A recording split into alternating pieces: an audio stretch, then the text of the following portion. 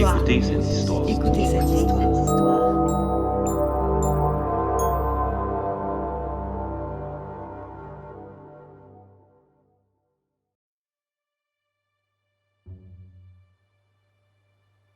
Un parfum agréable de musc, d'ambre et de patchouli règne dans le studio.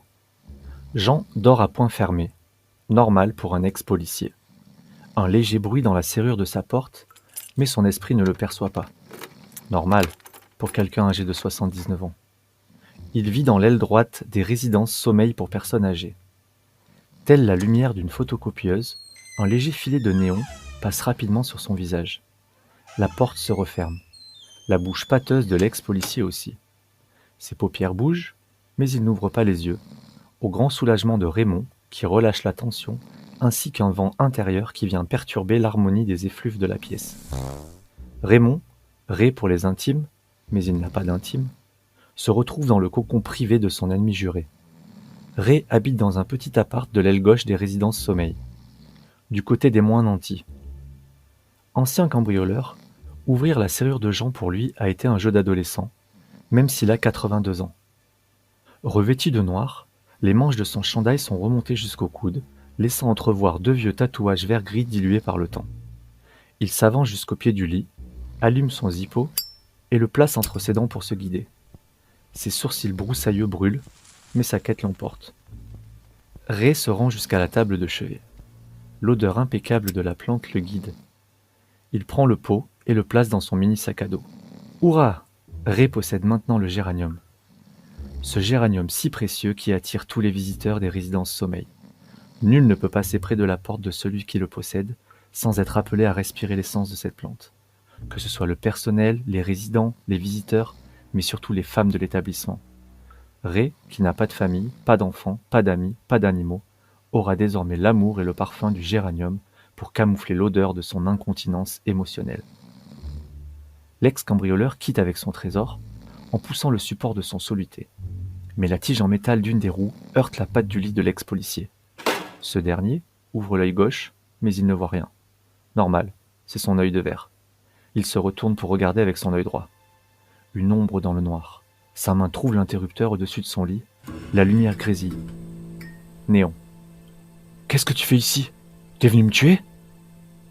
Silence. Tension. Sueur qui perle sur le front de Ray. L'œil droit de Jean se gorge de sang. Une mouche idiote, survivante de l'hiver, vient se poser sur le front ruisselant du voleur. L'instinct de l'ex-policier fait pivoter son regard vers sa table de chevet. Sa précieuse alliée, sa matraque, est absente. Raymond se sauve. Jean s'accapare de son dentier qui baigne dans un verre d'eau et pousse un cri fracassant. « Raymond !» Ce dernier, fier et nerveux, se retourne. Il ne peut éviter la puissance et la précision du lancer du dentier. Telle une étoile chinoise, les dents du dentier se plantent dans son front. Il saigne abondamment, mais son orgueil de vieux mâle l'empêche de crier. Il sort. L'ex-policier, pour le poursuivre, monte sur sa chaise roulante électrique. Dernier modèle en vogue, il l'a obtenu sur le marché noir grâce à son contact avec son voisin de palier, Vladimir Krichpov, ex-membre de la mafia russe et amateur de patates crues. Il enclenche la manette à pleine vitesse et les pneus tournent si rapidement qu'il crée une fumée blanche. Puis, il morde le plancher qui miroite son regard rempli de haine. Jean décolle. Il va vite, trop vite. Il doit tourner à bâbord.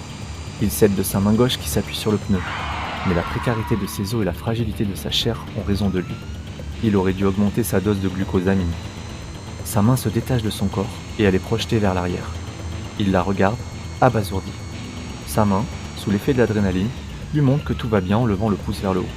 Son regard quitte sa main agonisante et revient vers l'avant. Poursuivre la poursuite. Il lâche une fraction de seconde la manette qui le fait avancer pour plonger sa main droite dans la poche de son pyjama. Il gobe une petite pilule bleue, Viagra. Aussitôt, son moignon frais se met au garde à vous, prêt au combat. Il a un plan. Raymond, l'ex-cambrioleur, avance du mieux qu'il peut, mais il voit bien que ce fou furieux est prêt à tout. L'ex-policier n'a jamais pu vivre une poursuite de sa vie et il va assouvir son fantasme ce soir. Il en est malheureusement la victime. Vite, à l'ascenseur. Il y est. Son doigt appuie sur le bouton, mais il est aussi lent à répondre que les infirmières de la maison des retraités. Raymond voit la folie de l'ex-policier qui bloque la roue gauche de sa chaise roulante en plongeant dans les rayons son bras nouvellement amputé et raide sous l'effet du vasodilatateur. Aussitôt, l'ex-policier est projeté vers l'avant et fonce vers lui. une fusée filant à vive allure. Il donne l'impression d'être un pirate édenté muni de son épée. Sa matraque improvisée s'enfonce dans le sac de soluté de l'ex-cambrioleur. Le liquide se déverse sur le plancher. Raymond, affaibli, contre-attaque en remontant violemment les sous-vêtements de Jean jusqu'au cou, ce qui lui provoque une déchirure profonde de l'anus. Jean, foudrage, prend tel un couteau sa chaussette droite et tente de la porter au nez de Raymond. Ce dernier saisit le poignet de Jean. Le sang du dentier planté lui obstrue la vue. Quelques effluves de la chaussette vieille de 30 ans lui parviennent au nez. Si jamais son ennemi réussit à la porter plus près de lui, la bataille est foutue. Raymond le sait, et c'est pourquoi il plante son index dans l'œil de verre. Celui-ci se détache, et il en profite pour fouiller plus à l'avant. Son grand doigt réussit même à toucher le cerveau. Même texture que de la gelée. C'est alors qu'il profite de la douleur de son ennemi pour se réfugier à l'intérieur de l'ascenseur, dont la porte s'est finalement ouverte. L'ex-policier est par terre, ensanglanté. Raymond appuie sur le bouton du 2e étage. Il a gagné. La porte se referme, mais pas au complet. Il appuie à nouveau sur le bouton. Que se passe-t-il ?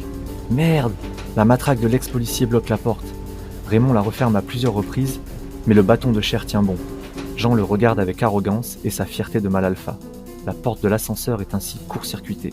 Jean se remet sur ses 2 jambes avec le lobe frontal qui lui sort de l'œil gauche. Il utilise ses dernières forces pour enfoncer son dentier plus profondément. Le cerveau de Raymond est atteint. Ce dernier titube, puis tombe sur le dos.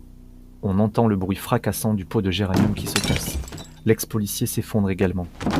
Le lendemain, les 2 vieux sont retrouvés morts. Plusieurs visiteurs, surtout des femmes, viennent visiter les 2 hommes. Nul ne peut passer près d'eux sans être appelé à respirer l'essence des géraniums déposés respectivement sur leur pierre tombale.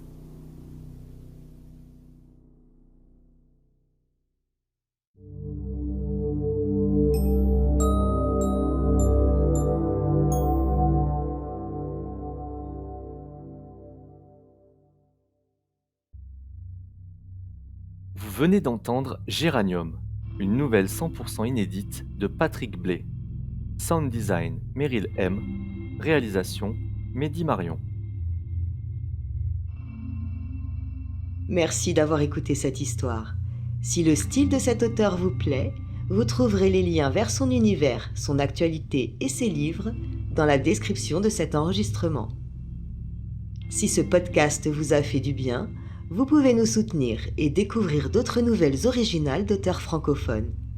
Abonnez-vous, aimez, commentez et n'oubliez pas que les meilleures histoires sont celles qui se partagent.